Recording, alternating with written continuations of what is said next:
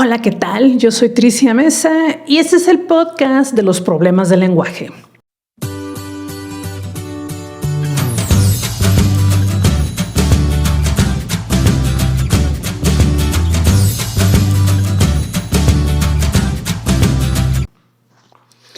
Bienvenido, bienvenida. De verdad es una emoción poder iniciar esta pequeña charla contigo. No nos vamos a tardar mucho, como siempre, pero consideré muy importante realizar esta plática por una razón, y es la siguiente.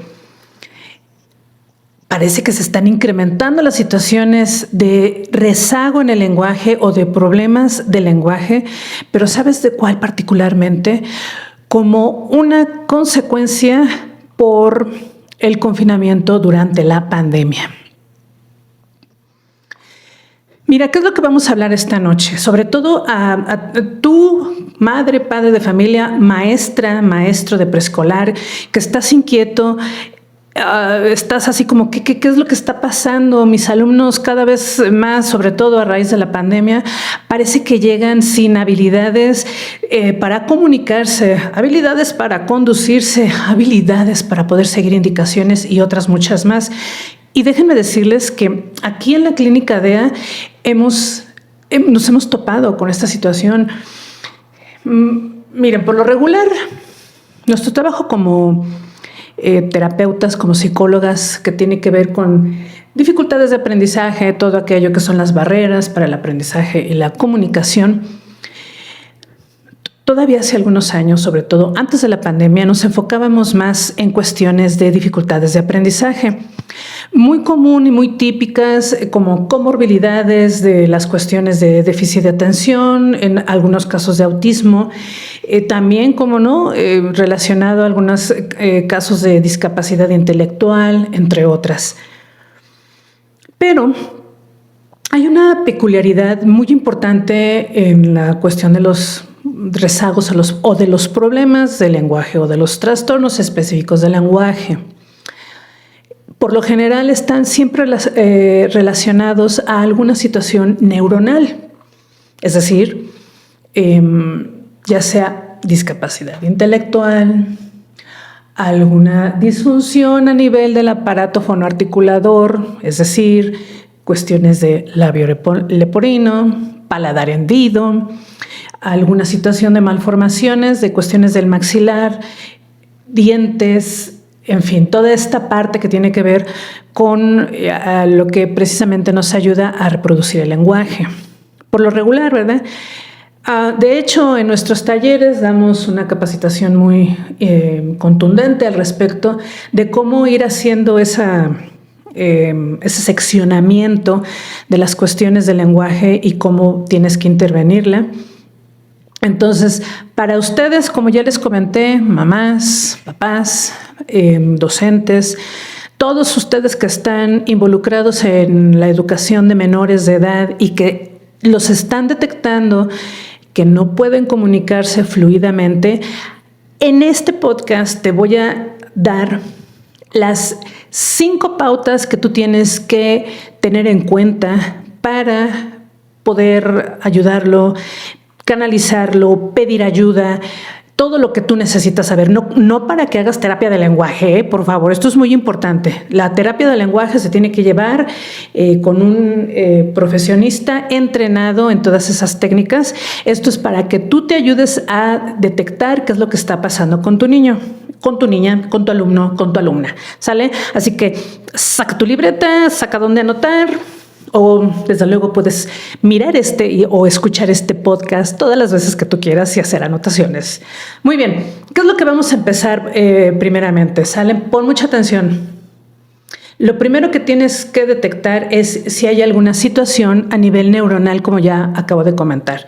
Si tu niño, tu niña, el alumno, la alumna tienen antecedentes de autismo y sobre todo autismo severo, aquel nivel ya sea 2 o 3 en especial, en donde las habilidades de comunicación del niño están completamente comprometidas debido al trastorno. En estos casos, siempre, o sea, sin excepción, va a ser necesario que acudas con un especialista en cuestiones de autismo y que ahí mismo ellos te ofrezcan la situación de la terapia del lenguaje o te canalice con algún terapeuta del lenguaje especializado en niños con autismo. ¿Por qué? Que déjenme decirles, aquí hay algo muy importante y que a veces pasamos de largo. Hablar es una conducta. Es una conducta aprendida. Todo lo que nosotros aprendemos, de hecho, son conductas. Todo. A caminar, a sentarnos, la forma de mirar, la forma de comer, la forma de... Bueno, en fin, caramba, ¿qué te puedo decir? Todo, ¿no? Todo son conductas. Y desde luego el lenguaje también. El lenguaje se aprende, se imita. Por lo tanto, todo lo que tenga que ver con el entrenamiento del lenguaje es también conductual. Tiene que ser algo que el niño esté observando y que se esté repitiendo de forma constante frente a él, frente a ella. Así que en las cuestiones del autismo, con mayor razón, se tiene que trabajar por medio de la estimulación o de la modificación de las conductas y sobre todo, ya que el lenguaje está íntimamente relacionado a las habilidades sociales del ser humano, porque hasta la forma de saludar, la forma en la que vas a solicitar informes, la forma en la que vas a platicar cotidianamente con tus amigos, la forma en la que vas a hablarle a algún jefe, maestro, maestra, todos esos son detalles que se aprenden. Por lo tanto, el niño que está diagnosticado con autismo, su entrenamiento de lenguaje es junto con los otros entrenamientos que tiene que recibir de forma integral sobre el autismo. Así que, pues obviamente, un error que llegan a cometer varios padres de familia es de con aquel psicólogo porque me cayó bien, va y tiene la terapia cognitivo-conductual. Aquel allá en el hospital que fue el que lo diagnosticó con el autismo es al que lo llevo pues cada mes, porque cada mes o cada 3 meses o cada 6 meses tiene la cita, entonces allá también lo llevo. Y acá en otra que me recomendó la comadre, lo llevo a la terapia de lenguaje, entonces pues así. Bueno, pues obviamente mucho cuidado porque un niño con autismo debe de recibir un seguimiento muy particular y no aislado, es integral. Lo mismo con los pequeñas que tengan discapacidades intelectuales, que tengan malformaciones o que tengan cualquier otro compromiso físico o neuronal, que obviamente el lenguaje está íntimamente relacionado a esa disfunción, a esa discapacidad, a ese trastorno.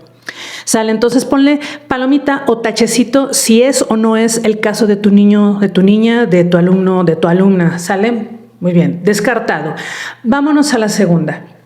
La otra que tú tienes que tener muy en cuenta es todo lo que es su contexto familiar, porque si en su contexto familiar, ejemplo, que el niño y la niña sean adoptados y que por lo tanto su nuevo contexto familiar pues fue un cambio muy drástico para él, para ella, pues obviamente es algo que se debe de tener en cuenta.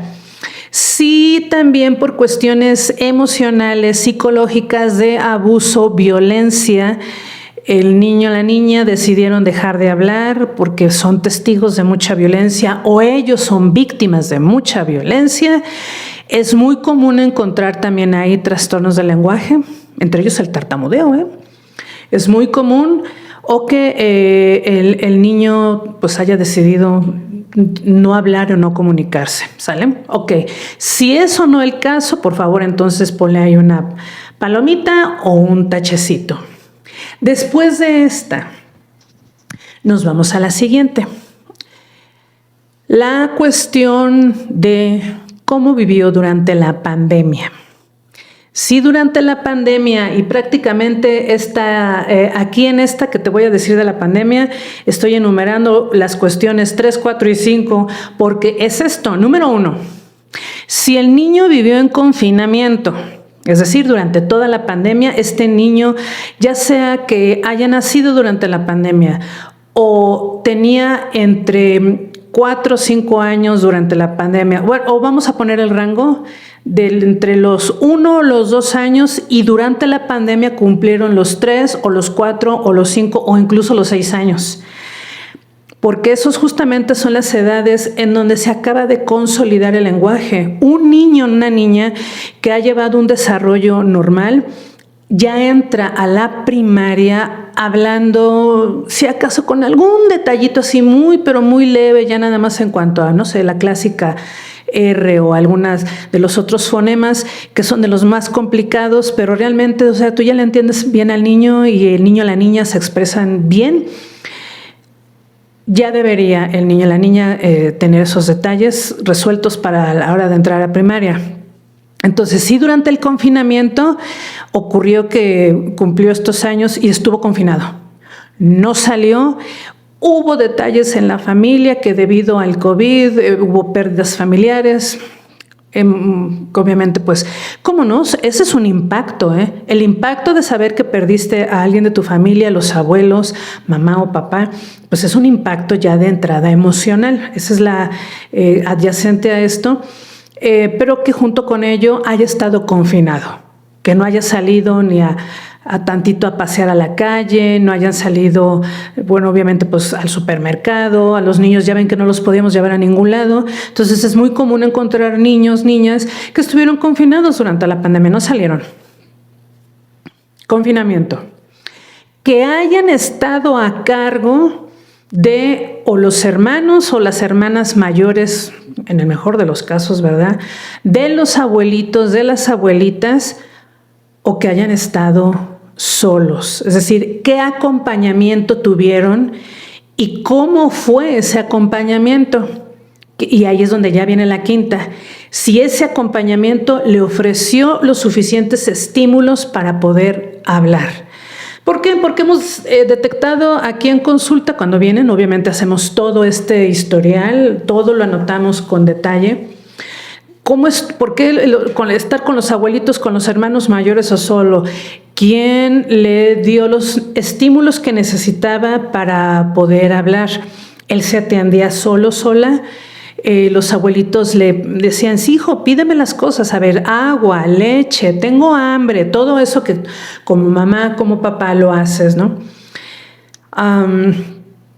O incluso durante la pandemia también te tocó quedarte confinado con el niño y pues obviamente fue una situación tan fuerte que pues no, ni siquiera nos dio la cabeza para poder entender que había que convivir o jugar o hacer algo con los hijos chiquitos, con los hijos de 2, 3, 4, 5 años, ¿no?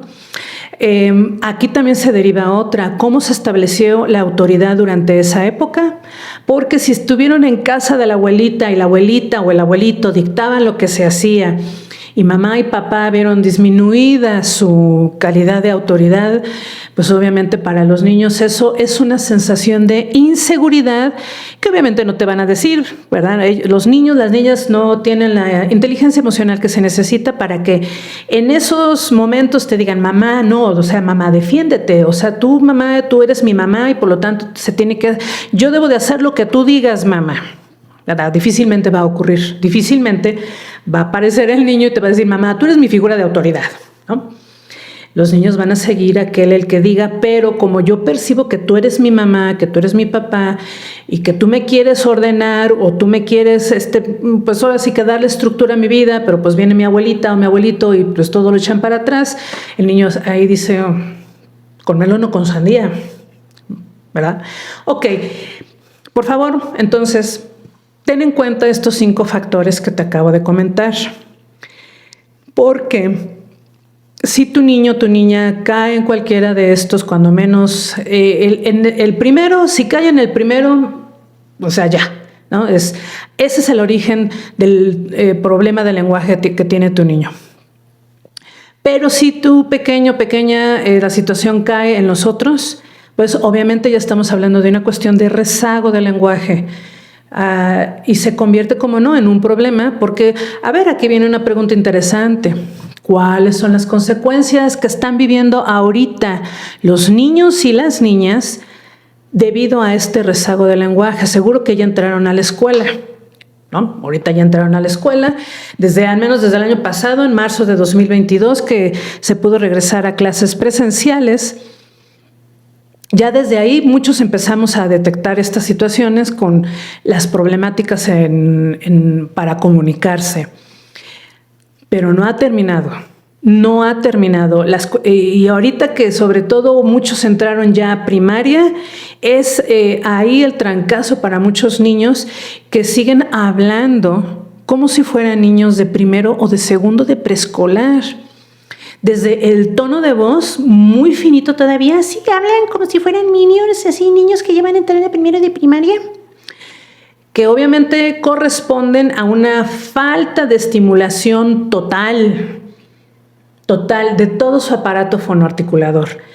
Desde las cuerdas vocales, por ejemplo, ahí está esa respiración diafragmática, que es la que te permite hacer la inhalación, tomar el aire y poder empujar con el diafragma para que salga la voz, para que tus cuerdas vocales vibren de la forma intensa que tienen que vibrar, para que te pueda salir el tono de voz que, de acuerdo a los estándares de neurodesarrollo, ya deberían de corresponder para un niño o una niña de primero de primaria. ¿Qué significa esto también? Pues obviamente que el entrenamiento de la respiración, de que el niño tenga la capacidad de llenar sus pulmones y poder sacar esa intensidad de voz y ya empezarse a escuchar como un niño, una niña de 7 años, de 5 o 7. ¿Quién da más? De 6 años, que es cuando entran a la primaria, pues ya se perciba ese tono de voz. Entonces, pues no, se escuchan sus tonos de voz tan finitos, que si no los ves físicamente y los escuchas nada más, pues piensas que estás hablando con un niñito de 3 años y ya lo ves y dices, ay, caramba, ¿en qué momento creció? Ya lo estoy viendo aquí, pues que tiene la estatura de un niño de primero de primaria y pues yo la voz se la sigo escuchando como todavía una voz demasiadísimo infantil, ahora sí que una voz de parvulito, ¿no? Como sería el término en español de estos niños chiquititos que están en preescolar. Bueno, pues para no hacerte el cuento largo, mamá, papá, maestro, maestra, esta cuestión del rezago de las habilidades del lenguaje, ojalá nada más se quedaran ahí, ojalá nada más se quedaran en la cuestión de que el niño suena como un niño de primero de preescolar o de segundo de preescolar, pero también ahí se juntan las habilidades del uso del lenguaje. También al nivel de la calidad que está su fonética, su forma, su sonido de su lenguaje, pues también está la habilidad de manejarlo. Es decir, la calidad de la gramática, de toda la sintaxis y de todo el léxico que ya deberían de manejar para esa edad, pues está todavía también al nivel de un niño de primero o segundo de preescolar. Y a ver, maestras de primaria, si tengo aquí maestras de primaria que estén preocupadas, maestros o maestras de primero de primaria preocupados porque pues prácticamente ya ahorita que estás terminando octubre, ya casi, a ver, el día de hoy es día 16, ya estamos terminando octubre y apenas es 16. Ya vas camino a terminar octubre y te das cuenta que no vas a poder lograr el cometido de las habilidades de lectura y de escritura que la gran mayoría de las maestras y maestros de primero de primaria tienen para antes de diciembre. Cuando antes en un grupo, vamos a ponerle, ¿no? Por lo regular un grupo en una escuela pública, unos 45, 50, 55 niños, más de la mitad ya por lo regular llegaban al perfil que se necesita en cuanto a dominio de la lectoescritura para un niño de primero de primaria antes de llegar a diciembre, es decir, terminaba noviembre y por lo regular en diciembre ya las maestras hacían prácticamente su clase muestra de cómo los niños ya estaban leyendo. Pregunta, maestra, maestro de primero de primaria, ¿cómo ves a tu grupo? ¿Van a poder llegar allá? ¿Vas a poder presentar pues más de la mitad de tu grupo ya con habilidades de lectura y de escritura que se requiere para primero de primaria? Bueno, pues estoy segura que muchas maestras me van a decir, no, o sea, no, ha sido una batalla, todavía no les quito la voz de bebecito.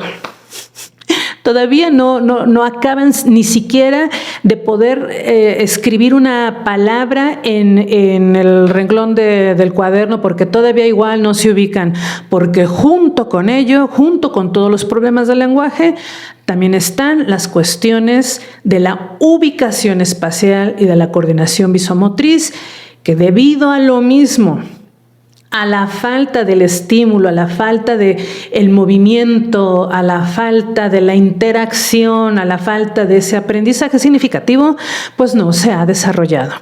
Así que no nada más es la cuestión de un lenguaje de un niño de primero o segundo de preescolar, sino también las habilidades cognitivas de un niño o una niña de esa edad. Menudo problema tenemos aquí porque, no sé, me he percatado también que algunos colegas de primaria pues están con la presión de querer ya introducir los contenidos que corresponden a ese grado escolar. Y no han podido. No han podido porque, o lo han hecho lo mejor posible, pero los niños no se ve que ni siquiera acaben de hacer, bueno, no todos, ya saben que esto es en donde aplica, donde no aplica, pues bueno, ahí esta es la excepción, pero tienen alumnos que están teniendo una dificultad bastante contundente para poder plasmar los contenidos en el clásico formato de su libro y de su libreta. Bueno, tanto así que me han llegado también reportes de algunas de las mamitas que aquí atendemos, que las escuelas en donde los tienen a sus pequeños han suspendido ahorita por un momento todo lo que, pónganse a escribir y pónganse a rellenar y todo eso, para ponerlos a hacer ejercicios motrices, muchos ejercicios de motricidad. Y déjenme decirles que bueno, ya era hora que me llegara una noticia de ese calibre, porque yo, maestro, me estoy dando cuenta que el niño o la niña no tiene estas habilidades en donde pues desde luego el lenguaje está involucrado. Pues la verdad estoy perdiendo mi tiempo y estoy haciendo perder tiempo valiosísimo a los niños, en donde podría yo estarlos entrenando para ese desarrollo cognitivo que necesitan y puedan entonces procesar los contenidos que yo espero que adquieran, ¿no? Entonces, pues bueno, la evaluación del primer parcial está para finales de noviembre, ¿no? Más o menos cuando van a hacer las evaluaciones. Y colegas, ¿qué es lo que vamos a evaluar? Vamos de verdad a aplicar todos los métodos de enseñanza y de evaluación a los que estábamos acostumbrados, o ahora sí nos vamos a ver obligadas a implementar ajustes. Ahora sí vamos a hacer más significativas las clases de educación física, o ahora sí vamos a implementar algún taller, algún club, alguna otra actividad diaria que les permita a los niños movilidad, para que así haya ese desarrollo a nivel cognitivo que les permita adquirir el lenguaje, la lectura, la escritura y las matemáticas. Bueno, pues ahí se queda la reflexión. Nos estamos viendo en nuestro siguiente podcast o aquí en YouTube, si también me están viendo, porque este tema está candente. Está candente. Si eres mamá, si eres papá, si eres docente de alumnos o alumnas que tengan este tipo de problemáticas, por favor, ahí están nuestros datos de contacto, están nuestros videos, están nuestras páginas de Facebook, en Instagram, en TikTok, en donde tenemos pequeños cortos, en donde te puedes seguir informando más de este tipo de situaciones y cómo resolverlas ahí en tu campo de acción. ¿Vale? Entonces, les mando un abrazo allá donde quiera que estén y por favor, que esto no se quede nada más en una plática, sino en acción. Acción, ¿sale? Un abrazote desde Pachuca de Soto Hidalgo, allá a donde quiera que estés. Bye.